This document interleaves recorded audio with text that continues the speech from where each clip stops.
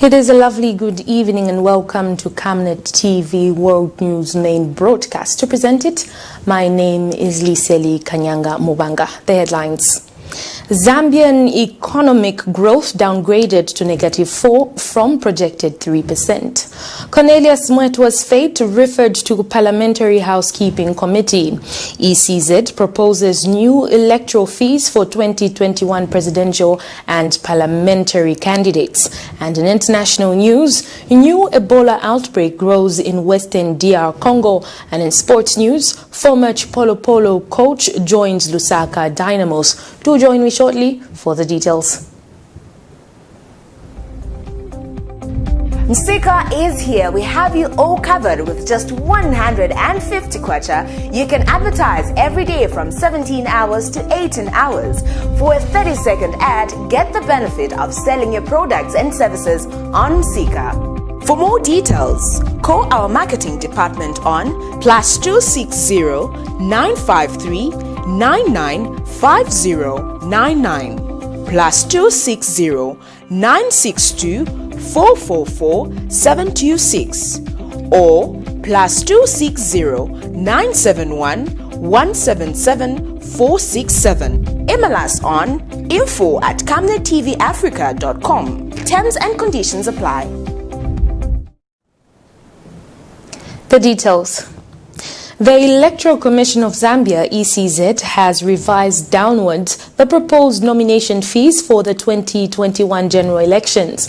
This follows wide concerns from electoral stakeholders on the exorbitant fees which were initially proposed by the electoral body. Constance Mwemba now reports. Nomination fees for the 2021 general elections have been reduced, according to a statement issued by the Electoral Commission of Zambia, ECZ.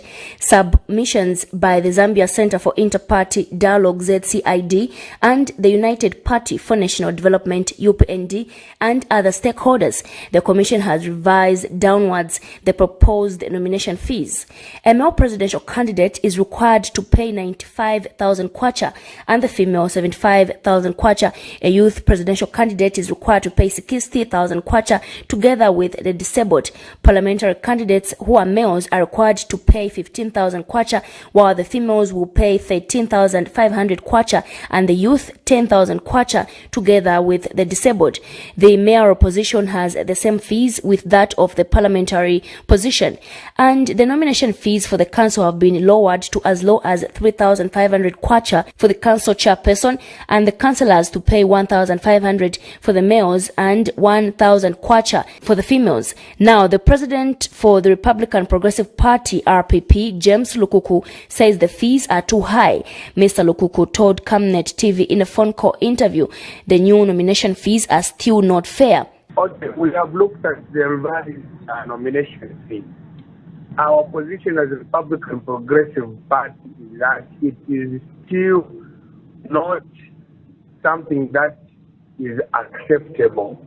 Our recommendation was for us to revert to the 2016 nomination fee. Our recommendation is for us to revert to the 2016 nomination fee. It is still way above what our councillors, what our aspiring council secretaries in rural areas can afford. So it is still way above what was there in 2016. So that is our position as a Republican Progressive Party. Thank you very much. It's not significant. Those are not significant reductions. Yeah. Okay. Don't you think that's fair from 150 to 95 for presidential? Huh? Don't you think it's fair from 150 to 95 for presidential?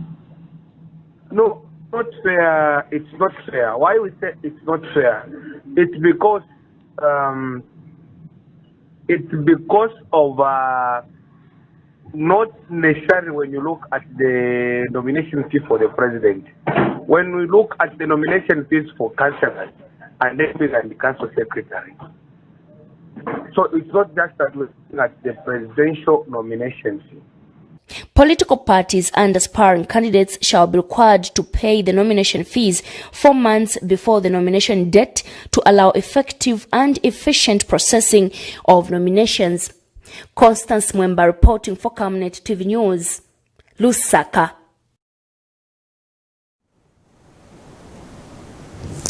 Agriculture Minister Michael Katambo says government is 90% ready for the 2020-2021 farming season. Mr. Katambo says government has set aside about 1.7 billion kwacha for the 1,000 farmers that are under the Farmer Input Support Program countrywide. The minister says farmers can now start making their 400 kwacha deposits to activate their inputs for the season. Mr. Katambo was speaking when he toured Corteva Agriculture Science Company to check on its preparedness to distribute seeds. Meanwhile, Corteva Agri-Science country leader Samson Nyendwa says the company is ready to distribute inputs when government gives them a go-ahead. Over 1,000 farmers are registered with government under the agriculture program known as the Farmer Input Support Program. As the planting season draws closer, the Minister of Agriculture, Michael Katambo, Tuesday toured some input companies to check their readiness for the distribution of inputs to the farmers. The government has contracted 9 seed and fertilizer companies to help out with the distribution of these inputs. Speaking when he toured Corteva Agri-Science, the minister expressed happiness that the company has shown commitments to helping government meet its aspirations on agriculture. I would gladly say before distinguished members of the press here and your staff that we are 90% of the fertilizers that are on the with the 6 contracted suppliers that are supposed to contract within the Farmer Input Support Program, and that is why it is key and important that seed, which is a key component in the program, is delivered on time to our farmers, and of course it's good certified seed, quality seed as recommended by our experts within the ministry in the locations of our farmers, because we cannot just say the seed that is supposed to be supplied, but it's seed that is recommended in various regions of our country. And the minister also said that it is government's desire to ensure that agriculture is treated as a business, adding that the early distribution of inputs will help achieve this goal. Corteva Agri-Science country leader Samson Nyendwa says 30% of the required seeds are ready for distribution anytime from now. Mr. Nyendwa is happy that government has this season engaged the seed companies in good time for them to prepare. On our preparedness for the season, but also our preparedness in terms of the distribution of inputs under the Input Support Program, the program that the government is advancing. Your visit, Your Honourable Minister, is a clear manifestation and a testimony that you have placed agriculture top on the development agenda for the country. And this is also evident in the fact that for the first time in the history of the FISIP program, the government finalized the procurement processes, signing on the contract for the FISIP way in time. This has never happened, Your Honourable Minister, and this clearly shows the good intentions that the government has to ensure that our farmers can receive the inputs on time, and that will ensure national food security. Among the companies that government has contracted include Corteva Agri-Science, who are distributors of Pana and Pioneers seed, as well as Zamseed. Sharon Kalimbula, Camnet News, Lusaka. Speaker of the National Assembly, Patrick Matibini, has referred the fate of Choma Central Member of Parliament, Cornelius Mwetwa, to the Committee on Privileges, Absences and Support Services, rendering a ruling following Mr. Mwetwa's refusal to apologize to Vice President Inonge Wina on Friday. Mr. Matibini says he has observed that Mr. Mwetwa's conduct raises breach of parliamentary privileges and contempt of the House. On Friday, Mr. Mwetwa refused to apologize to the Vice President after referring to her statement on the gassing incident as being shallow and shameful. More in this report. When the nation thought that the decision by Choma Central Member of Parliament Cornelius Mwetwa refusing to apologize to Vice President Inonge Wina for describing her statement on the gassing incidents in Zambia as being shallow and shameful had ended, Speaker of the National Assembly, Patrick Matibini, says the matter is not yet over. Mr. Speaker, Asking me to apologize is like asking me to stop breathing. I made it abundantly clear to your committee that take a seat. Arising from this, Mr. Matibini says he finds Mr. Mwetwa's conduct in breach of parliamentary privileges, stating that his behavior amounts to bringing the House into contempt. I now wish to inform the House that the conduct by Mr. Mwetwa MP raises a prima facie case of breach of privileges and contempt of the House. In view of this, I'm referring this matter to the Committee on Privileges, Absences and Support Services for their consideration. I thank you. Vice President Inonge Wina, while in Parliament, heaped the blame on the opposition regarding the gassing incidents, which she said were aimed at regime change. But Mr. Mwetwa, while appearing on a private media station, said such a statement was shallow and shameful. This is a statement he is being asked to apologize to or account that it was a direct attack on Ms. Wina. Earlier, Mr. Mwetwa apologized to the Speaker and the entire House for having walked out on the floor of the House on the 28th of February 2020 before finishing his question as he was interrupted by a point of order. The Speaker told Mr. Mwetwa that his behavior was an intentional disrespect to his office by walking out when he was trying to bring order in the House. Mr. Mwetwa MP, your conduct of walking out of the House while you were on the floor and I was addressing the House with a view to restoring order amounted to intentional disrespect of my office and to the House as a whole. The House is extremely displeased with your conduct.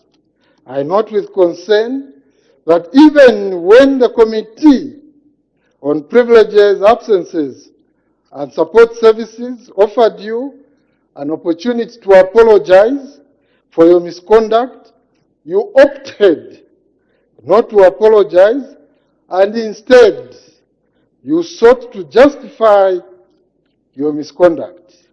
I, Cornelius Mwetwa, in my personal capacity and in my capacity as Member of Parliament for Choma Central Parliamentary Constituency, do unreservedly apologize to this august House and to you, Mr. Speaker, for walking out of the House while I was on the floor and while the Honorable Mr. Speaker was addressing the House with a view of restoring order to enable me ask a question. Kalan Muchima reporting for Camnet News in Osaka.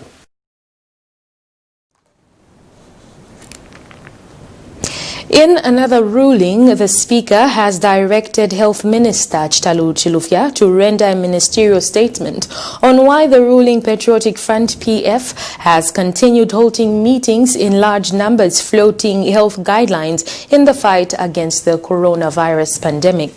The ruling follows a point of order raised by Monze Central Member of Parliament Jack Mwimbu, who wanted to know why the PF has continued meeting in large numbers in the view of statutory instrument SI restricting large gathering. Last week, Ikelenge Member of Parliament Elijah Muchima also asked Vice President Inonge Wina the same question. The opposition's MPs are concerned that while they are being blocked to gather in view of the COVID-19, the PF are freely holding meetings. The ministerial statement will come from Health Minister Dr. Chitalu Chilufya, who also recently led a large gathering at the Lusaka Magistrate Court, where he appeared to answer to charges of corruption.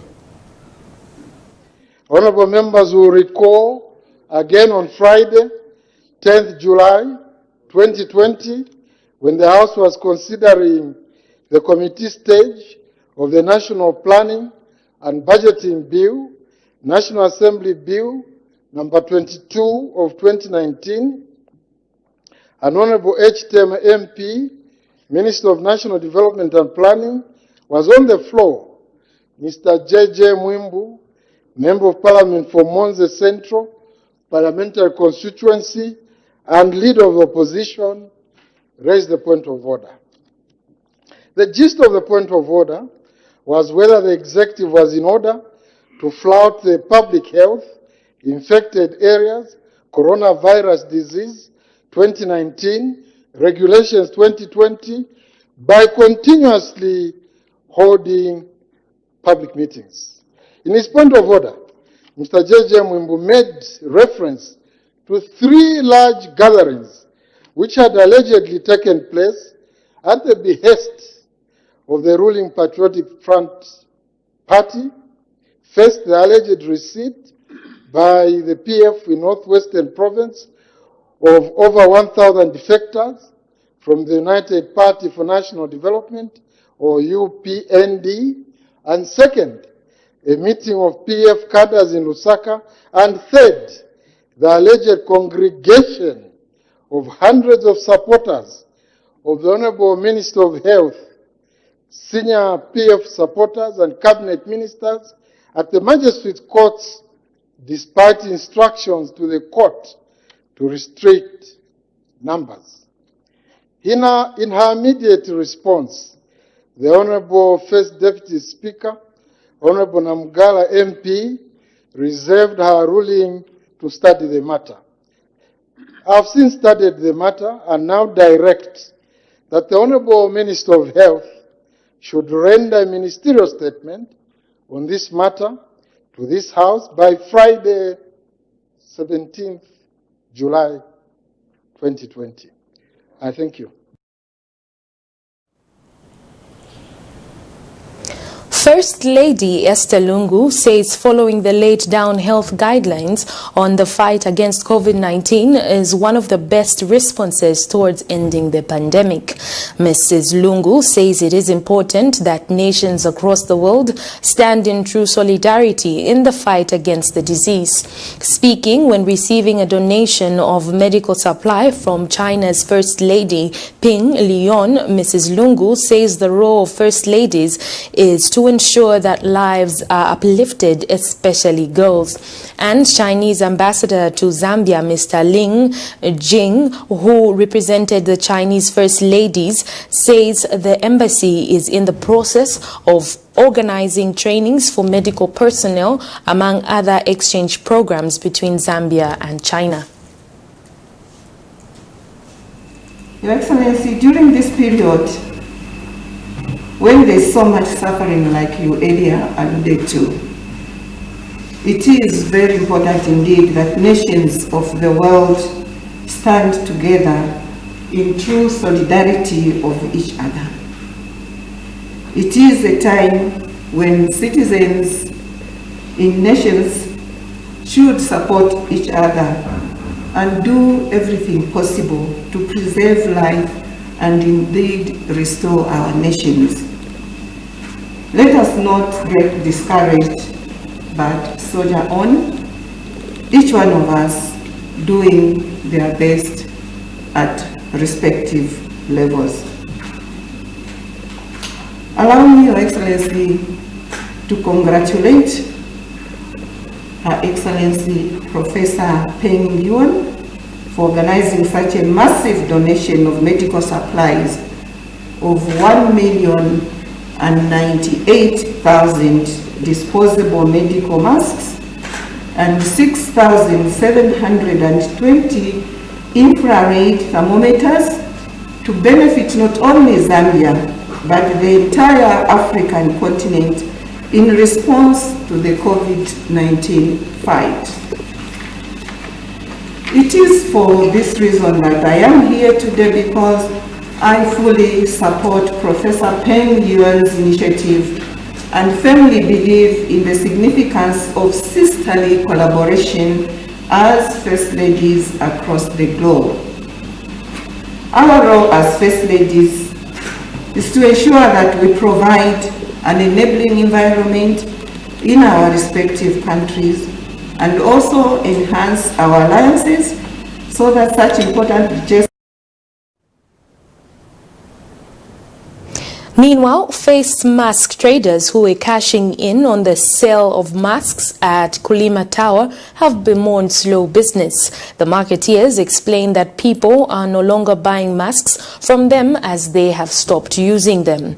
The traders state that Zambians no longer regard the pandemic serious. We have more in this report. COVID cases keep shooting high across the globe and in Zambia, so are some people becoming less observant to the safety measures as guided by the country's health ministry. The country recorded its first COVID case in mid-March 2020, and the safety campaigns had already been communicated to citizens and other foreigners who were likely to leave or enter the country. To sum it all up, campaigns on the prevention against the spread of this pandemic have been widely induced in various parts of the country. Unfortunately, many Zambians seem to have stopped adhering to this new normal, as directed by the Republican President Edgar Lungu. This is an observation that has been made known to Camnet TV by some mask traders within the capital's central business district. The traders, who have also been affected by the non-wearing of face masks by some citizens, complain of their businesses going down as some people no longer want to buy or wear the masks.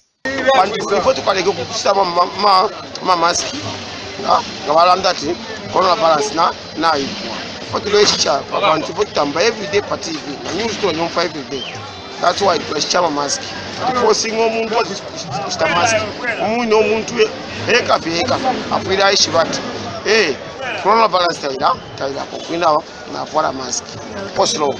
They have since advised citizens to observe the health guidelines, charging that COVID-19 is real and very deadly. Bantu bambiri bari konka malamulo yo kuvara mamask bakamba corona kulibi bana mabonza momene bakambira bantu so tuba strictly pongera mu station yatu limatawa bamavara mamask.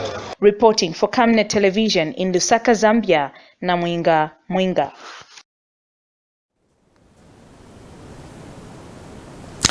And on a lighter note, the fight against the deadly coronavirus has brought about innovation and creativity among institutions. This is in a bid to maintain social distance and avoid direct contact. In this video, a foreign church has innovated a way of collecting its offering using a robot-controlled car. Let's take a look.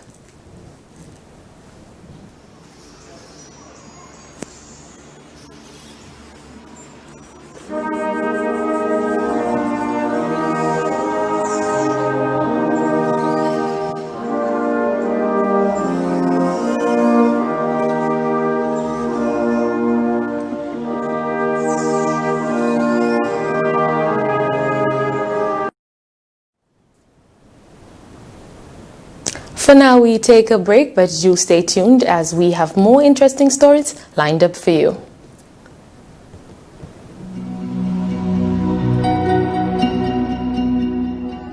To create a positive difference in people's lives, one must first understand the way people live. At Savenda, we're here for our community, our partners, and our future, as a nation and as a continent. Back in 1997, we decided we were going to create this family journey into a bigger opportunity, and created a business called Savenda, which meant save nations to develop Africa. It's always important to give back to the people. The government cannot do everything, but as business entities, we'll be able to reach a lot of people. From our humble beginnings in the telecoms and mining sectors to our work in energy and development projects, we know how important it is to be true to our roots. Our services have to be diversified so that we don't depend on one income stream. Back in the village, I was growing up hunting and doing everything that a village boy would like to do. When you're hunting, you don't depend on one trap, for example. You have to have many traps. So those survival skills brought into the business created opportunities that we learned from a young age that you can't survive with just one product. Savenda Group involves Savenda Management, which is a consulting, Savenda Express, which is a corporate branding company, Savenda Electric, which is a manufacturer of energy-saving bulbs, Savenda General Insurance, which is a general insurance company, Savenda Fresh Produce, Cyber Africa, which is a center for just dealing with cybersecurity. Now, Savenda is combining local knowledge with international expertise. It's time to be a part of Zambia's rising success and Africa's exciting future. We are a gateway into Africa, and now we are praying with global companies who are coming to Zambia for opportunities and to look for companies that are homegrown, and we are proud to be one of those.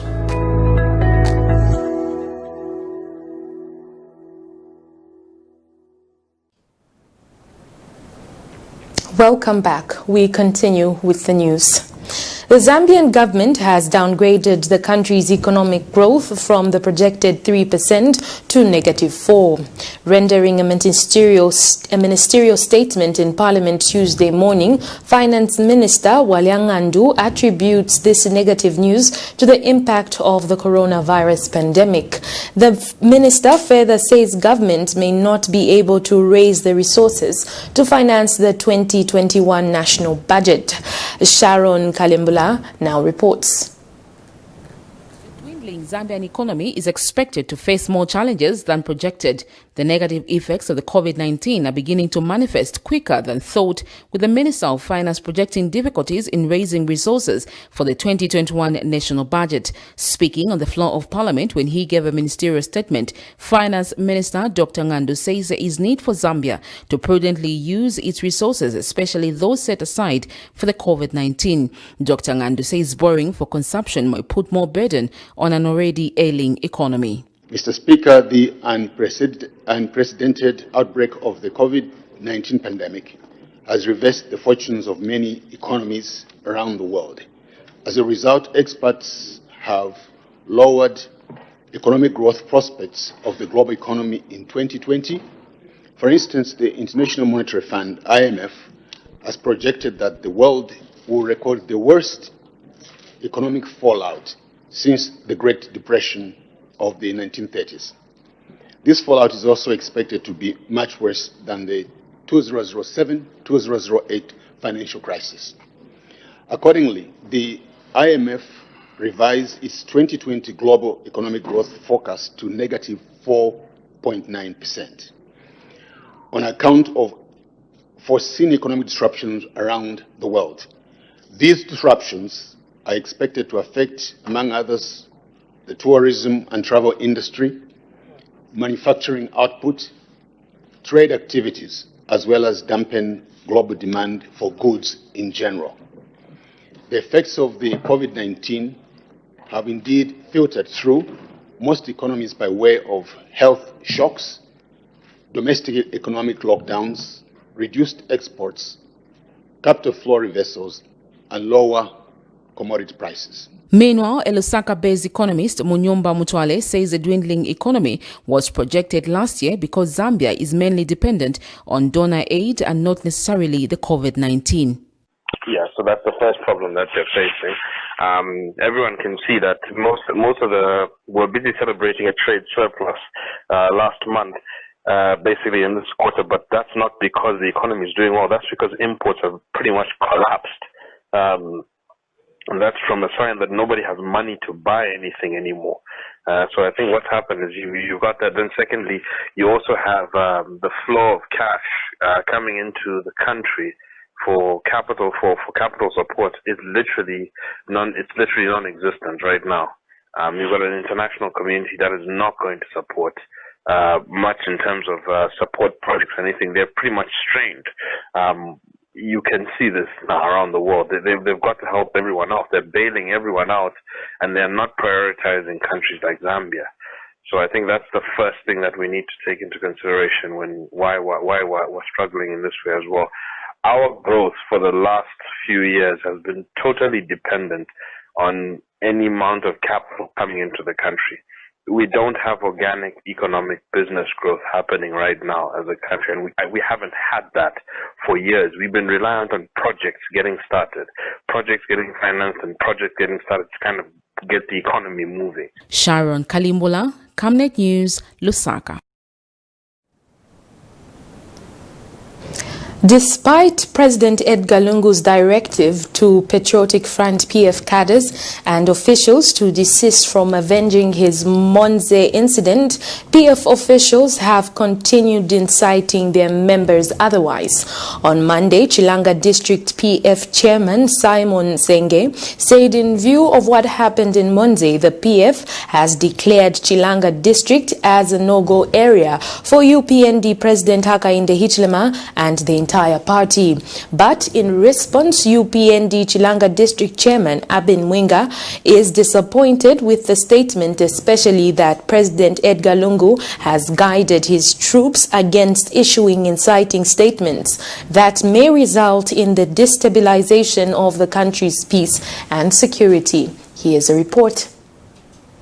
The bullying incident that occurred in Monze district of Southern Province has resulted into tension among leaders in the ruling Patriotic Front and the opposition United Party for National Development, including their cadres. This has seen opponents mapping territories against each other while issuing threats. Just 3 days ago, President Edgar Lungu called for restraint among Patriotic Front members in the wake of the conduct he was subjected to during his visit in the district last week, as he urged his party that vengeance was for God, as if the president's word had fallen on deaf ears. On the 12th of July 2020, Patriotic Front Chilanga District Chairman Simon Sunge said that UPND leader Hakainde Hichilema had locked himself out of Chilanga District due to what happened in Monze. Mr. Nsunge said this at the Youth Forum on the 12th of July 2020 in Namalombwe Ward in Chilanga constituency, which was attended by dozens of youths. However, the UPND Chilanga District Chairperson Abin Mwinga has reminded his opponents that the district he's calling a no-go area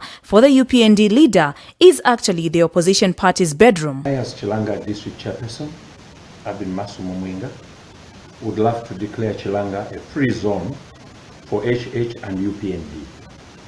And this is in trying to rubbish off the PF district chairperson for Chilanga, who declared Chilanga as no-go area for UPND and its leader. We want to put it clear that HH is a free man who can go to any part of Zambia anytime, as long as he's doing it within the confines of the law.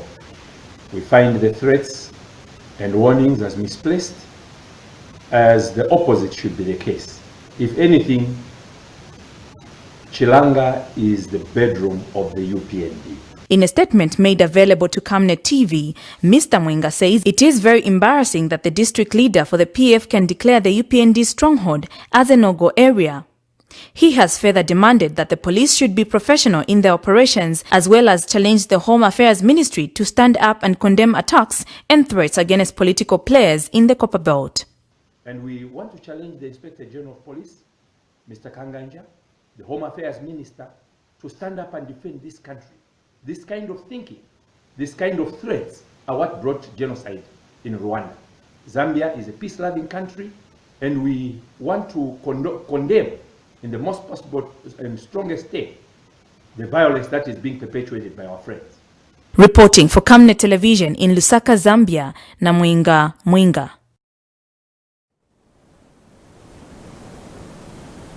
Workers quarantined at Sinoma Cement, a Chinese plant, have called on the Ministry of Labour to come to their aid. The workers, who have been locked up for more than 5 months, have asked government to visit the plant and hear their plight.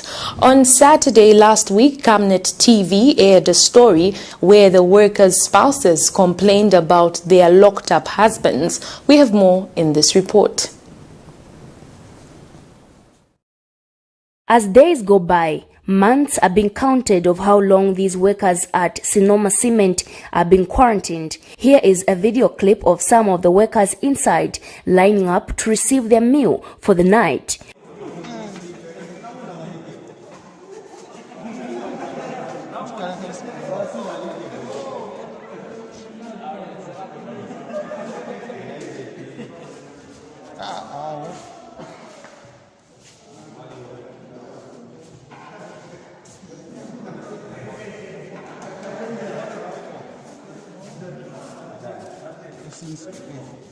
According to sources from inside, the workers are about 200. Some have been quarantined for 7 months now, and others have been quarantined for only 4 months. They have called on the Ministry of Labour to intervene in this matter. Here is an interview this reporter had with one of the workers quarantined. His identity has been hidden for security reasons. How is the situation in Mukati?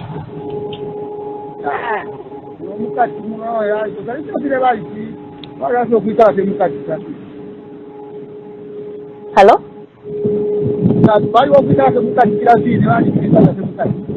Bali misalira? No.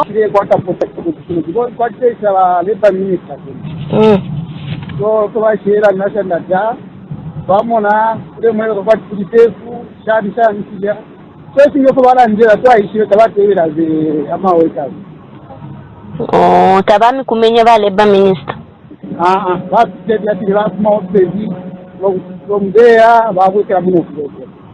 So mwe mulefa okufuma nanguta mulefa mulife bwinoko.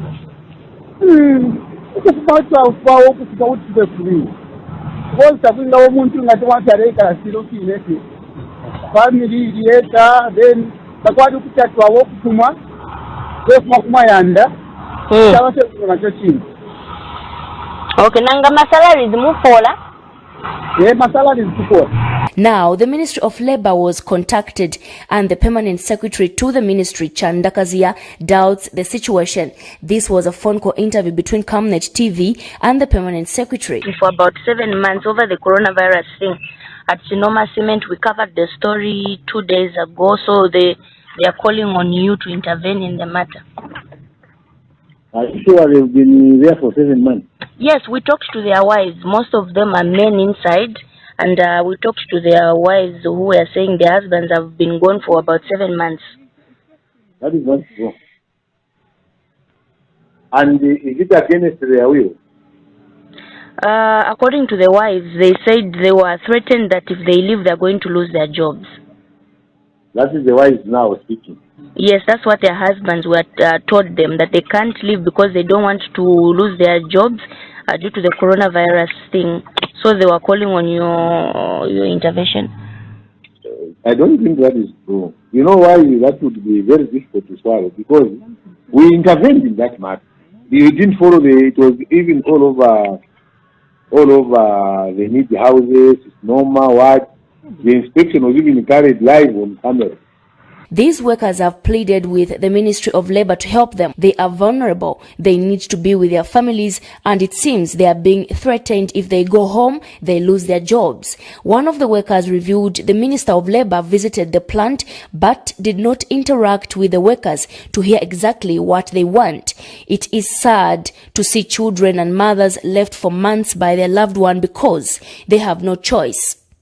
Constance Mwemba reporting for Camnet TV News, Lusaka.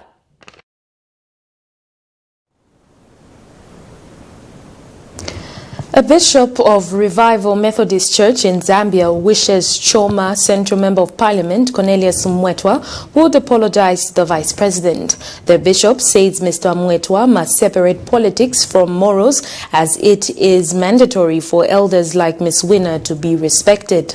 However, Mr. Mwetwa has clarified that he never referred to Ms. Winner as being shallow, but a statement she made. Mr. Mwetwa has also explained that Ms. Winner must not be treated as an ordinary person, but a leader and politician who is not immune to criticism.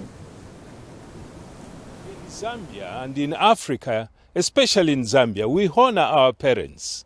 Now, I'm saying this to say that it was very disappointing to listen to the Honorable Mwetwa MP when he was speaking derogatory statements against the Vice President of the country of Zambia.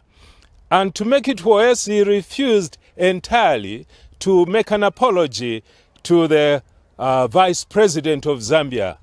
And what message are we sending to young people? If we refuse to honor our parents, the Bible is very clear that we should entreat our parents, our senior citizens, and not to insult them or speak angrily against them. It is against our Christian courtesy and cordiality to speak insultingly to our mothers and our fathers. I want also to send a message to those who are attached to Zambia, especially those coming to the Western world. When we are talking about the freedom of speech, it must be consistent with our values. Our values of honoring and respecting senior citizens must be respected. Freedom of speech doesn't mean you speak insultingly. There is a responsibility to all of us, regardless of your political affiliation, regardless of wherever you come from. Freedom of speech is not about insulting people. It is about speaking, as the Bible posts it, speak grace seasoned with salt. That's what we stand for. So I challenge the Member of Parliament, Honorable Mwetwa. You are our brother. You are speaking for the nation. And as such, you can't insultingly speak against the Vice President. She's not only the Vice President, she's a senior citizen. And we respect her because of her age as well. The subject she was talking about, I've covered it in the book that is about to come out. Gassing, mob injustice, and also killing of senior citizens. These are subjects that I've covered in a book entitled Honoring Your Parents. And your utterances, Honorable Mwetwa, is undermining the efforts that we are putting in to respect our senior citizens and to guide the nation. So it is imperative that out of all due respect, the honorable, to be honorable, you have to learn to apologize. And there is nothing honorable about speaking derogatory statements against senior citizens. I'm deeply touched and disappointed because you have undermined all the efforts we are putting in.